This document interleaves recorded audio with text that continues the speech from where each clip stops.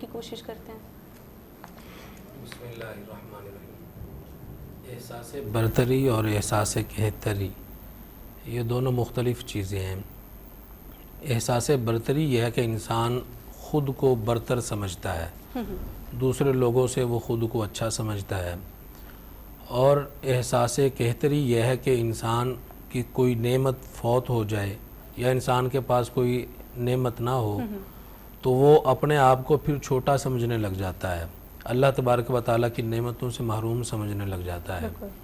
احساس برتری غرور و تکبر کی ہی ایک مثال ہے کہ آسان الفاظ میں اگر کہا جائے کہ جو احساس برتری کا شکار لوگ ہوتے ہیں وہ دراصل تکبر میں مبتلا ہو جاتے ہیں، اور احساس برتری کا شکار جو لوگ ہوتے ہیں اس کے کچھ اسباب ہیں۔ سب سے پہلے نمبر پر ہے کہ علم، اگر کسی کے پاس علم ہوتا ہے تو وہ خود کو عالم سمجھنے لگ جاتا ہے، یا وہ سمجھتا ہے کہ میں ایجوکیٹڈ پرسن ہوں، اور جو دوسرے لوگ ہیں وہ سراسر جاہل ہیں، ان کو اتنا شعور نہیں ہے، ان کے پاس علم نہیں ہے۔ پہلا سبب احساس برتری کا یہ ہے کہ انسان کے پاس علم آ جائے، اور اگر ایسا کوئی علم ہو تو اللہ تبارک و تعالیٰ ایسے علم کو ناپسند کرتا ہے۔ کیوں؟ اس لیے کہ مسلمان کو یہ تلقین کی گئی ہے کہ وہ علم نافع کی دعا مانگے کہ باری تعالیٰ مجھے علم نافع عطا فرما، اور علم نافع وہ ہوتا ہے جو انسان کو عاجزی کی طرف لے کے جاتا ہے۔ علم نافع انسان کو تکبر، ریاکاری اور خود پسندی، خود نمائی کی طرف نہیں لے کے جاتا ہے۔ تو دوسرے نمبر پر ہے کہ زہد و تقوی، اگر کسی کے پاس زہد و تقوی ہے، کوئی عبادت گزار ہے اور صالح بنا ہوا ہے، تو وہ بھی خود کو سمجھنے لگ جاتا ہے کہ اللہ تبارک و تعالیٰ کی بارگاہ میں مقرب ہوں، اور جتنا مجھے قرب حاصل ہوا ہے اتنا کسی دوسرے کو قرب حاصل نہیں ہوا، وہ دوسرے کو اپنے سے پست سمجھنے لگ جاتا ہے۔ اور تیسرے نمبر پر یہ ہے کہ اللہ تبارک و تعالیٰ جسے حسن عطا فرما دے، تو یہ حسن بھی اللہ تعالیٰ کی ایک نعمت ہے، اگر کسی کو مل جائے تو وہ احساس برتری کا شکار ہو جاتا ہے، اور جسے نہ ملے وہ احساس کہتری کا شکار ہو جاتا ہے۔ اسی طرح اللہ تبارک و تعالیٰ کسی کو دولت عطا فرما دیتا ہے، تو جب دولت مل جاتی ہے، جو مالدار لوگ ہوتے ہیں وہ دوسرے لوگوں کو بالکل حقیر سمجھتے ہیں، کیڑے مکوڑے سمجھنے لگ جاتے ہیں، اور ان کے ساتھ اس طرح ان کا برتاؤ ہوتا ہے جیسے کوئی آدمی اپنے غلاموں سے کرتا ہے، اپنے نوکروں سے کرتا ہے۔ مالدار لوگوں کا جو رویہ لوگوں کے ساتھ ہوتا ہے وہ انتہائی احمقانہ ہوتا ہے۔ اور اس کے بعد ہے کہ یہ ایک حسب و نسب بھی ہے کہ انسان کسی اچھے خاندان میں پیدا ہو جاتا ہے تو اس وجہ سے پھر وہ تکبر کرنے لگ جاتا ہے اور احساس برتری کے اندر وہ گرفتار ہو جاتا ہے، سمجھتا ہے کہ میرا خاندان اچھا ہے، میرا قبیلہ اچھا ہے۔ تو یہ خاندان اور قبیلہ یہ تو اللہ تبارک و تعالیٰ نے انسان کی پہچان کے لیے بنائے ہیں کہ وَجَعَلْنَاكُمْ شُعُوبًا وَقَبَائِلَ لِتَعَارَفُوا، کہ تمہاری ایک دوسرے سے پہچان ہو جائے، نہ کہ تم غرور تکبر میں مبتلا ہو جاؤ۔ اگر انسان صرف یہ بات دیکھے کہ ہماری اصل کیا ہے تو وہ سیدنا آدم علیہ السلام اور سیدہ حوا علیہ السلام ہیں، تو سب انسان برابر ہیں۔ اس کے بعد پھر یہ ہے کہ اللہ تبارک و تعالیٰ کسی کو کوئی اور خوبی سے نواز دے، یا اللہ تعالیٰ کسی کو کوئی حکومت سلطنت عطا فرما دے، تو یہ لوگ بھی پھر خود کو برتر سمجھنے لگ جاتے ہیں اور فخر کرنے لگ جاتے ہیں۔ یہ وہ تمام اسباب ہیں جن کی وجہ سے جہاں ایک طرف تو لوگوں کے اندر خود نمائی، خود ستائی، تکبر، غرور اور احساس برتری پیدا ہو جاتی ہے، اور دوسری طرف جو ان تمام چیزوں سے محروم لوگ ہوتے ہیں ان کے اندر احساس کہتری آ جاتی ہے، وہ اپنے آپ کو نیچا سمجھنے لگ جاتے ہیں اور حقیر سمجھنے لگ جاتے ہیں۔ اور جو لوگ تکبر کرتے ہیں، آپ نے تکبر کی بات کی اور اس پہ مثال پیش کی، حضور علیہ السلام کی حدیث مبارکہ بھی پیش کی کہ حضور علیہ السلام نے ارشاد فرمایا کہ جس کے دل میں رائی کے دانے کی مقدار کے برابر اگر تکبر ہے وہ جنت میں نہیں جائے گا۔ تو ایک صحابی کھڑے ہو گئے، عرض کیا یا رسول اللہ صلی اللہ علیہ وسلم، ہر انسان کی یہ خواہش ہے کہ وہ اچھا لباس پہنے، اچھے کپڑے پہنے، بناؤ سنگار کرے، معاشرے کے اندر وہ حسین و جمیل نظر آئے، تو اپنے اوپر جو اللہ تبارک و تعالیٰ نے کرم کیا ہے اس کرم کا اظہار کرے. تو حضور علیہ الصلوۃ والسلام نے ارشاد فرمایا یہ تکبر نہیں ہے. اگر اللہ تعالیٰ نے کسی پہ کوئی نعمت کی ہے اس نعمت کا اظہار اسے کرنا چاہیے. لیکن نمائش کی صورت میں نہیں، نمائش کی صورت میں نہیں ہونا چاہیے. حضور علیہ الصلوۃ والسلام نے فرمایا کہ اللہ تبارک و تعالیٰ خوبصورت ہے، حسین ہے، اور وہ خوبصورتی اور حسن کو بھی پسند فرماتا ہے. صحابہ کرام نے عرض کیا یا رسول اللہ صلی اللہ علیہ وسلم پھر تکبر کیا ہے؟ آپ نے فرمایا تکبر یہ ہے کہ حق کا انکار کر دیا جائے اور لوگوں کو حقیر سمجھنے لگ جائے. تو جس وقت معاملہ اس طرح کا ہو جائے گا اس وقت پھر انسان کی حالت تبدیل ہو جائے گی کہ ایک طرف اللہ تبارک و تعالیٰ کی نعمتوں کا شکریہ ہے اور پھر ان کا اظہار اس انداز سے ہے کہ اللہ تبارک و تعالیٰ نے یہ نعمت مجھ پہ کی ہے. جب تکبر نہیں ہوگا اور عاجزی ہوگی اس وقت یہ اللہ تبارک و تعالیٰ کا شکریہ بن جائے گا. اگر لوگوں کو حقیر جانتے ہوئے ایسا کام کرے گا تو پھر یہ تکبر بن جائے گا. اور تکبر اتنی بڑی بیماری ہے، اتنا بڑا مرض ہے کہ اس کائنات میں جو سب سے پہلے جسے اللہ تبارک و تعالیٰ کی رحمت سے محروم کیا گیا وہ یہ گناہ تکبر تھا. ایک تو تھا نا حسد جس کی وجہ سے نافرمانی ہوئی، اور دوسرا یہ ہے کہ جس وجہ سے نکالا گیا جنت سے اور لعنت کا طوق گلے میں ڈال دیا گیا ابلیس کے، تو وہ یہی تکبر ہی تھا کہ حضرت آدم علیہ السلام کو اس نے حقیر سمجھا کہ یہ مٹی سے ہیں. اب مٹی والا ہونا اور دوسری طرف نور ہونا یعنی آگ سے پیدا ہو جانا، تو یہ ایک اس کے اندر فخر آ گیا تھا، اس نے تکبر کیا. تو اللہ تبارک و تعالیٰ نے فرمایا کہ جو لوگ تکبر کرتے ہیں ان اللہ لا يحب المتکبرین، تکبر کرنے والوں کو اللہ تبارک و تعالیٰ پسند نہیں فرماتا ہے. اور دوسرے مقام پہ اللہ تعالیٰ نے ارشاد فرمایا کہ آسمانوں کے دروازے تکبر کرنے والوں کے اوپر کھولے بھی نہیں جائیں گے. اللہ اکبر. تو اس قدر اللہ تبارک و تعالیٰ تکبر کو ناپسند کرتا ہے. اللہ تعالیٰ نے زمین پر اتار دیا اور اس دن سے لے کر وہ انسانیت کا دشمن ہے. اور پھر بنی اسرائیل کے واقعات ہمارے سامنے ہیں کہ اللہ تعالیٰ نے وہ کون سی نعمت ہے جو بنی اسرائیل پہ نہیں کی تھی. اللہ تعالیٰ نے ہر طرح کی نعمت سے ان کو نوازا تھا، یہاں تک کہ ان کو تو اپنا رزق کمانے کی بھی محتاجی نہیں تھی. آسمانوں سے ان کے لیے رزق آتا تھا، کھانا آتا تھا. اور امت محمدیہ صلی اللہ علیہ وسلم سے پہلے جتنی بھی گزشتہ امتیں ہیں ان تمام امتوں میں سے اگر کسی سے اللہ تعالیٰ نے سب سے زیادہ محبت کی ہے اور سب سے زیادہ لطف و کرم جس امت پہ ہوا ہے وہ بنی اسرائیل ہے. لیکن بنی اسرائیل پھر وہی قرآن ہمیں بتا رہا ہے کہ جو بنی اسرائیل سب سے زیادہ محبوب تھی اب وہ سب سے زیادہ مبغوض ہے. اللہ تبارک و تعالیٰ کا ان پہ غضب ہے. اللہ تعالیٰ نے ان پر اپنی رحمت کے دروازے بند کر دیے ہیں. اور روایات میں آتا ہے کہ حضور علیہ السلام نے ارشاد فرمایا کہ حضرت عیسیٰ علیہ السلام کی طرف اللہ تعالیٰ نے وحی فرمائی اور اللہ تعالیٰ نے فرمایا کہ میں نے بنی اسرائیل کے اوپر بہت زیادہ نعمتیں کی ہیں اور رحمتیں کی ہیں، اب میں نے رحمتوں کا دروازہ بند کر دیا ہے.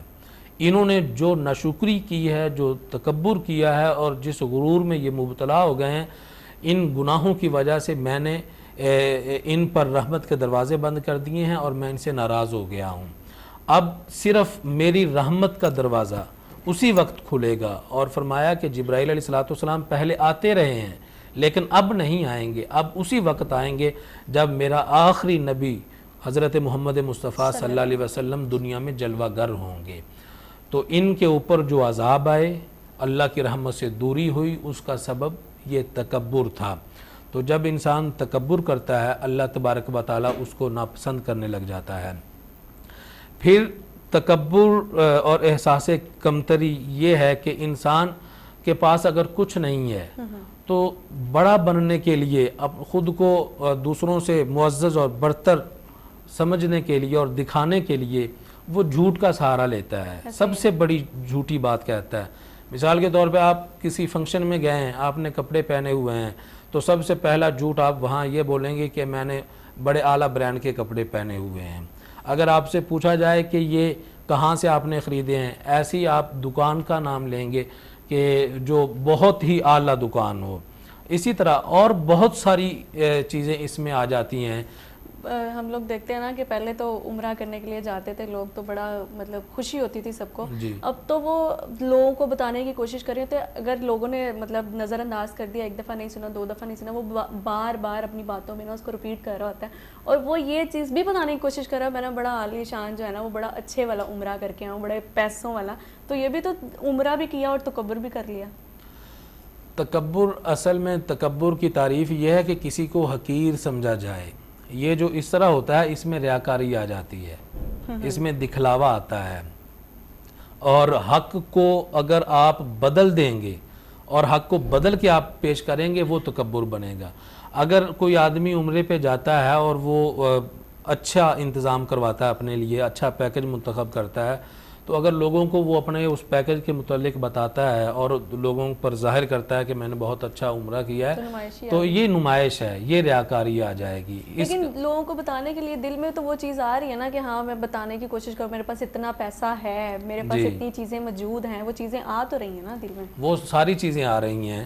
اور اس کے علاوہ پھر یہ بھی ہے کہ اس طرح کی چیزوں کو اللہ تبارک و تعالیٰ کو ضرورت بھی نہیں ہے, اللہ تعالیٰ پسند بھی نہیں کرتا ہے. اللہ تعالیٰ تو ایسے اعمال کو پسند کرتا ہے جن میں اخلاص ہو. اگر اخلاص نہیں ہے تو پھر آپ کا کوئی بھی عمل اللہ تبارک و تعالیٰ کی بارگاہ میں قابل قبول نہیں ہے. ایک اللہ کے ولی گزرے ہیں جن کا نام ہے شیخ احمد کبیر الرفاعی, بہت بڑے اللہ تبارک و تعالیٰ کے بزرگ ہوئے ہیں, اور یہ جو اللہ تبارک و تعالیٰ کے اولیاء ہوتے ہیں انہیں اللہ تعالیٰ تصرف عطا فرما دیتا ہے. وہ جس طرح چاہیں کائنات میں تصرف کر سکتے ہیں, اور جیسے چاہے وہ اپنی طاقت جو اللہ تعالیٰ نے ان کو دی ہوتی ہے اس کو استعمال کر سکتے ہیں. کیوں؟ اس لیے کہ ان کی ایک حالت تبدیل ہو جاتی ہے. بخاری شریف میں ہی حضور علیہ الصلوۃ والسلام نے ارشاد فرمایا کہ حدیث قدسی ہے, اللہ تبارک و تعالیٰ ارشاد فرماتا ہے جب میرا کوئی بندہ نوافل کے ذریعے میرا قرب حاصل کرتا ہے اور مجھ سے محبت کرتا رہتا ہے, پھر ایک وقت ایسا آتا ہے میں اس کو اپنا قرب عطا فرما دیتا ہوں, میرا مقرب بن جاتا ہے, اور جب وہ میرا مقرب بنتا ہے پھر میں اس پہ یہ کرم کرتا ہوں, میں اس کے ہاتھ بن جاتا ہوں جن کے ساتھ وہ پکڑتا ہے, میں اس کے پیر بن جاتا ہوں جن کے ساتھ وہ چلتا ہے, میں اس کی آنکھیں بن جاتا ہوں جن کے ساتھ وہ دیکھتا ہے, میں اس کے کان بن جاتا ہوں جن کے ساتھ وہ سنتا ہے. اب امام فخر الدین رازی رحمۃ اللہ تعالیٰ علیہ فرماتے ہیں کہ یہ اللہ تبارک و تعالیٰ تو ان تمام اشیاء سے پاک ہے کہ ایک اپنی صفات اور پھر بندے کے افعال کو اپنی طرف منسوب کر رہا ہے. تو اس کی وجہ کیا ہے؟ آپ فرماتے ہیں کہ اس کی وجہ یہ ہے کہ وہ دیکھنے میں تو سارے کام بندہ ہی کر رہا ہوتا ہے, سنتا بھی بندہ ہی ہے, دیکھتا بھی بندہ ہے, اور اللہ کا وہ بندہ چلتا ہے, ہاتھوں سے کام کرتا ہے, لیکن در حقیقت ساری قوت اللہ تبارک و تعالیٰ کی ہوتی ہے اور سارا تصرف اللہ تعالیٰ کا ہوتا ہے. تو یہ بھی اللہ کے بزرگ تھے جن کو اللہ تبارک و تعالیٰ نے تصرف عطا فرمایا. آپ فرماتے ہیں کہ میں نے ایک دن خواب دیکھا, خواب میں میں کیا دیکھ رہا ہوں کہ میں ایسی جگہ پہ پہنچا جہاں ایک بڑا عالی شان محل تھا, اور اس کے ارد گرد بہت لوگوں کا جم غفیر تھا, ہجوم تھا, اس کے مختلف دروازے تھے, اور ہر دروازے کے اوپر لوگوں کا ازدحام تھا, بھیڑ تھی, رش لگا ہوا تھا. میرے دل میں اشتیاق پیدا ہوا کہ میں جا کے دیکھوں تو صحیح کہ یہ لوگ کیسے ہیں اور یہ محل کیسا ہے. آپ فرماتے ہیں کہ جس وقت میں نے وہاں جا کے دیکھا تو لوگ دروازے کے اندر داخل ہونے کی کوشش کر رہے ہیں, اور یہ اعلان کیا جا رہا ہے کہ جس نے اللہ تبارک و تعالیٰ کا دیدار کرنا ہو وہ اس محل کے اندر داخل ہو جائے, اللہ تبارک و تعالیٰ کا دیدار اسے کروا دیا جائے گا. تو اس لیے لوگوں کا جم غفیر تھا, ہجوم تھا, اور لوگ اس قدر ایک دوسرے کو پیچھے دھکیل رہے تھے کہ ہم پہلے داخل ہو جائیں کہ ایک آدمی بھی اندر داخل ہونے نہیں پا رہا تھا. آپ فرماتے ہیں میں نے پہلے ایک دروازے پہ زور لگایا, میں نے اندر داخل ہونے کی کوشش کی لیکن داخل نہ ہو سکا, پھر دوسرے پہ پہنچا, تیسرے پہ پہنچا, چوتھے پہ, اسی طرح میں کرتا چلا گیا, لیکن مجھے اندر داخل نہیں ہونے دیا گیا, بلکہ میں تو کیا ایک بھی آدمی اندر داخل نہیں ہوا, اتنا ہجوم تھا. پھر میرے دل میں خیال آیا کہ میں ان دروازوں کے اوپر دیکھوں تو صحیح کہ یہ کیسے دروازے ہیں. جب میں نے ان دروازوں کے اوپر دیکھا تو وہاں لکھا ہوا تھا, کسی دروازے پہ باب الصدقہ لکھا ہوا تھا, کسی پہ باب الصوم تھا, کسی پہ باب الحج تھا, یعنی یہ ان دروازوں سے وہ لوگ داخل ہوں گے جو یہ کام کرتے رہے ہوں گے. لیکن جب کافی وقت گزر گیا تو میں داخل نہ ہو سکا. میں نے کہا اتنی بڑی بلڈنگ ہے, عمارت ہے, کیوں نہ میں اس کا گھوم کر سارا چکر موازنہ لگا کر کے میں دیکھوں تو کہیں مجھے کوئی دروازہ خالی مل جائے۔ آپ فرماتے ہیں جس وقت میں اس کا چکر لگاتے ہوئے بالکل عمارت کے پیچھے گیا تو وہاں ایک دروازہ میں نے دیکھا، تو میں نے دیکھا کہ وہاں ایک بھی آدمی نہیں تھا، ایک بھی آدمی وہاں اندر داخل ہونے کے لیے نہیں آیا۔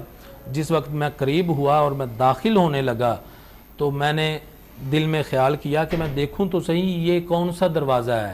جس وقت میں نے دروازے کے اوپر لکھا ہوا دیکھا تو وہاں لکھا ہوا تھا باب التواضع، یعنی عاجزی والا دروازہ۔ آپ فرماتے ہیں کہ میں اندر داخل ہوا، میں نے اللہ تبارک و تعالیٰ کا دیدار کیا جس طرح بھی کیا، اور پھر فرماتے ہیں کہ میں نے کافی دیر تک میں وہاں رہا۔ پھر میں نے سوچا کہ دیکھوں تو صحیح کوئی آدمی اندر داخل ہوا بھی ہے کہ نہیں ہوا، تو جب میں نے دیکھا تو ایک آدمی بھی داخل نہیں ہوا تھا۔ اب جب اگلے دن وہ بیدار ہوئے اور لوگوں کے سامنے گئے، لوگوں سے جا کے خود اپنا خواب بیان کیا اور پھر خود ہی اس کی تعبیر بیان کی۔ آپ فرماتے ہیں جو اتنے دروازے ہیں، اتنے دروازوں کے اوپر لوگوں کا اتنا ہجوم، پھر وہ داخل نہیں ہونے پا رہے، اور پچھلی جانب جو باب التواضع ہے وہاں ایک بھی آدمی نہیں تھا۔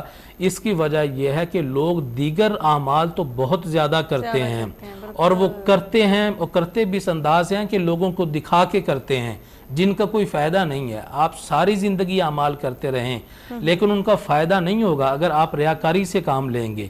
اسی لیے اللہ تبارک و تعالیٰ نے ان لوگوں کو ان دروازوں سے داخل نہیں ہونے دیا۔ کیوں؟ اس لیے کہ ان میں اخلاص نہیں تھا اور ان کے اندر تواضع نہیں تھی، اور پیچھے جو دروازہ بالکل خالی تھا وہ تو بالکل ظاہر ہے کہ لوگوں میں عاجزی نہیں ہے۔ جب عاجزی کوئی آدمی اختیار کرے گا تبھی اللہ تبارک و تعالیٰ کی نظروں میں وہ مقبول بن جائے گا۔ تو تکبر کا مقابل اور الٹ عاجزی ہے۔ اگر عاجزی انسان میں آ جائے، تکبر ختم ہو جائے تو اللہ تبارک و تعالیٰ اس پہ کرم کر دیتا ہے۔ قرآن کریم میں ہی اللہ تبارک و تعالیٰ نے ارشاد فرمایا وَعِبَادُ الرَّحْمَنِ الَّذِينَ يَمْشُونَ عَلَى الْأَرْضِ هَوْنًا، کہ رحمان کے بندوں کو اگر تم نے دیکھنا ہو، کہیں پہچان کرنی ہو کہ اللہ کے بندے کون ہیں۔ ایک تو ہے نا کہ انسان ڈھونڈنے لگ جائے، تلاش کرنے لگ جائے کہ اللہ کے بندے کون، وہ کوئی خاص قسم کے ہوں گے یا وہ بوریا نشین ہوں گے، کوئی خاص علامات ہوں گی۔ اللہ تبارک و تعالیٰ فرماتا ہے اللہ کے بندوں کو تلاش کرنا ہو تو سب سے پہلے دیکھنا جن کی چال ڈھال میں عاجزی ہو، میانہ روی ہو، جو زمین پر اس طرح چلتے ہیں کہ وہ عاجزی اور انکساری کا مرقع اور مرصع اور مجسم بن جاتے ہیں۔ جب ایسے لوگوں کو دیکھو تو سمجھ لینا